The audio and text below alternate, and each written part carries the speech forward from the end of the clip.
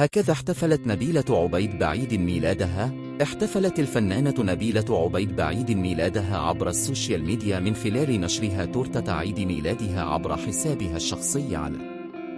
بحسب ما نشر بوابة الفجر، تستمر تغطيتنا حيث نتابع معكم تفاصيل ومعلومات. هكذا احتفلت نبيلة عبيد بعيد ميلادها، حيث يهتم الكثير بهذا الموضوع والآن إلى التفاصيل فتابعونا. احتفلت الفنانة نبيلة عبيد بعيد ميلادها عبر السوشيال ميديا من خلال نشرها تورتة عيد ميلادها عبر حسابها الشخصي على موقع انستجرام. وكتبت نبيلة عبيد: تورترية عيد ميلاد السنادي احتفلت بين قلوبكم كل سنة وانتم طيبين. حل علينا اليوم ميلاد نجمة مصر الأولى الفنانة نبيلة عبيد، والتي ولدت في مثل هذا اليوم 21 يناير عام 1945.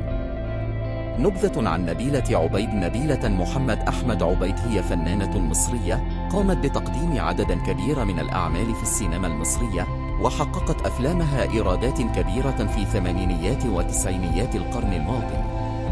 كانت نبيلة عبيد قد تحدثت فبلقاء تلفزيوني سابق لها عن سر خلافها القديم مع الفنانة نادية الجندي، مؤكدة أنه حدث نتيجة وقيعة، وبادرت للصلح معها وذهب لعزاء والدتها.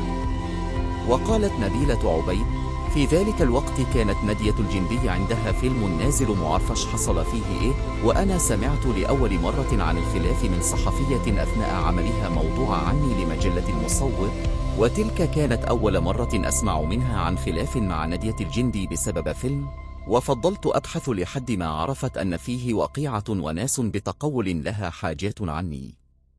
وأكدت: أنا من بادرت لحل الخلاف. عندما توفيت والدتها طلبت من الموسيقار جمال سلامة يستأذنها عشان أزورها معه وأعزيها، لأنه كان صديقها وساكن في نفس عمارتها.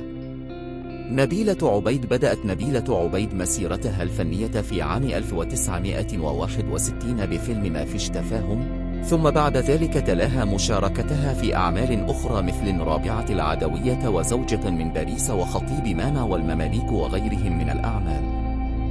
وشاركت في فيلم كنوز في عام 1966، ومسلسل العبقري ومسرحية الطرطور. لم تقتصر مسيرتها الفنية على السينما، بل شملت أيضا التلفزيون والمسرح، وأدت أدوارا متنوعة ونالت إعجاب الجماهير.